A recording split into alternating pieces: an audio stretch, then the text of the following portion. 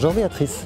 Tu as participé à la création du café associatif Pernetti, donc le moulin à café. Quelles sont les émotions qui remontent par rapport à cette période-là? La création, c'était il y a 15 ans.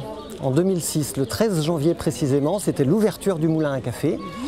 Et les émotions, les souvenirs qui remontent, ce sont des souvenirs de fête, des souvenirs de participation du quartier, une forte attente des habitants du quartier sur ce projet dont on parlait depuis 2 ans au travers des réunions de préfiguration qui se déroulaient dans la salle du Moulin des Lapins juste derrière, ou qui se déroulaient chez les uns et chez les autres et parfois dans des cafés. Et on s'était dit, voilà, il manque dans ce quartier des lieux associatifs. C'était d'ailleurs un des combats de l'association Urbanisme et Démocratie, d'où est né ce projet de café associatif ici à Pernetti.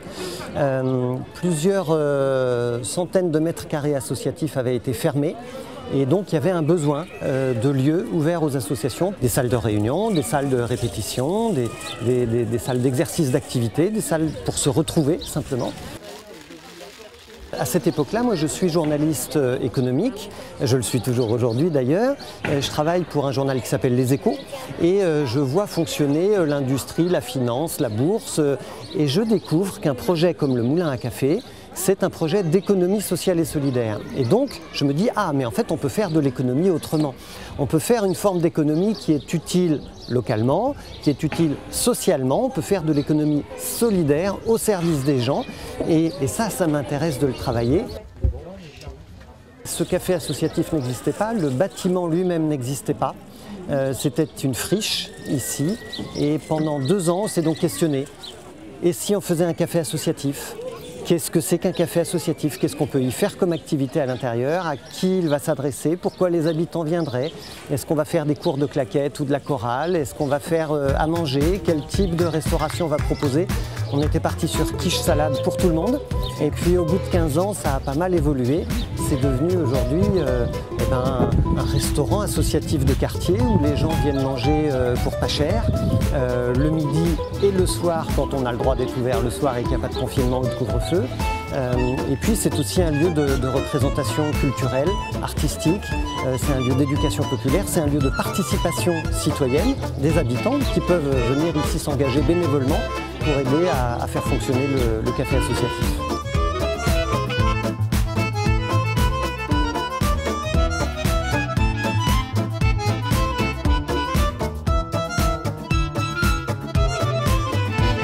Le jour de l'ouverture où la salle est vide, il n'y a rien. Il y a juste un évier des chambres d'étudiants qui ont été construites évidemment pendant ce temps-là.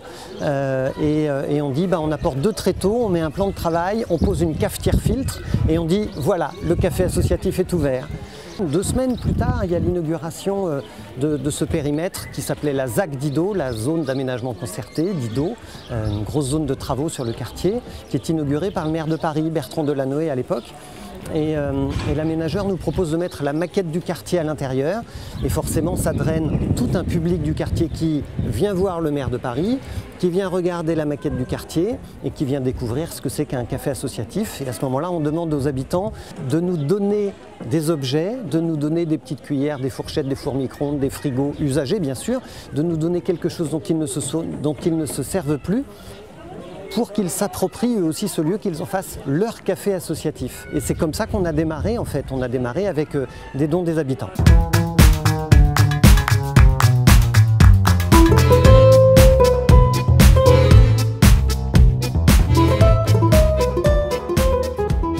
Pour le premier anniversaire du Moulin à café en 2007, on a fait venir sur cette place de la Garenne ici un chapiteau et il y a eu des fêtes, de nombreuses troupes de théâtre, de chants, de concerts qui se sont produites sous ce chapiteau. L'entrée, je m'en souviens, était à 2 € et à part le prix de 2 €, c'était vraiment ouvert à tout le monde, c'était ouvert à tous les habitants du quartier, ça avait eu un grand succès.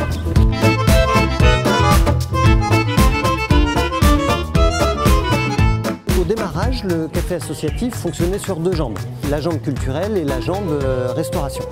Et la restauration, en fait, c'était le levier économique pour faire durer un projet comme celui-ci, puisqu'il faut bien sûr payer un loyer, il faut payer des salariés, on a démarré avec 2 salariés, aujourd'hui on en a 5, il faut bien trouver de l'argent pour faire fonctionner le lieu. Alors l'argent, il vient des consommations, des usagers, ce sont les boissons et ce sont les repas. il vient aussi des subventions, à hauteur de 25% à peu près.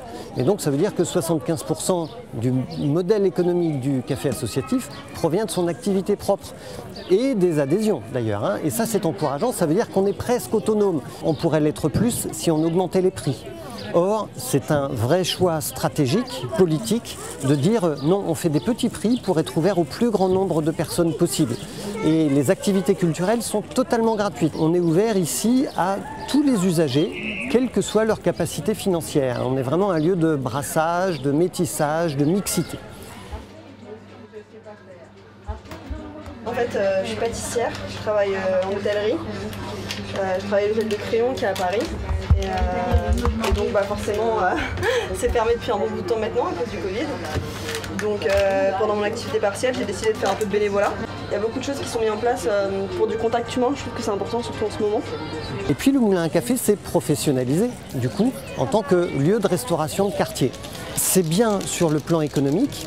C'est intéressant aussi de voir que depuis ces 4-5 dernières années, on a beaucoup progressé sur le plan de la qualité culinaire. On cuisine aujourd'hui des produits bio et donc on y travaille collectivement. Avec le Covid, c'est pas pareil. Mais... on a beaucoup d'activités. En temps normal, on a le Scrabble en journée, on a des échecs, on a du tarot, on a de la couture.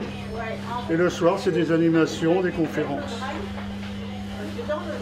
L'économie sociale et solidaire, elle a changé de dimension là, depuis 15 ans. Ça n'a plus rien à voir avec ce que c'était au démarrage du Moulin à Café. Elle a changé de dimension en particulier depuis 3-4 ans.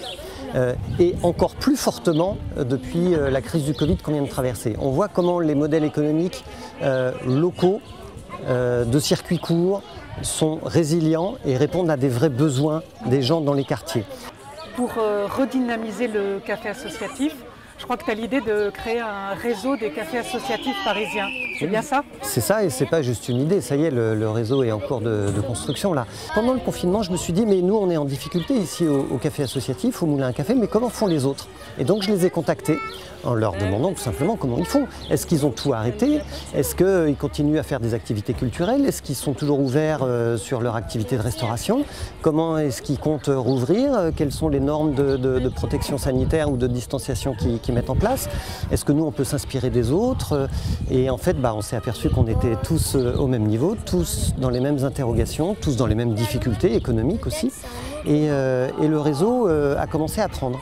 Donc là, on est une bonne douzaine de cafés associatifs et de petites couronnes, Paris Sud essentiellement, à être en cours de discussion. On a déjà fait 3 réunions et on prépare là une fête de réouverture des cafés associatifs.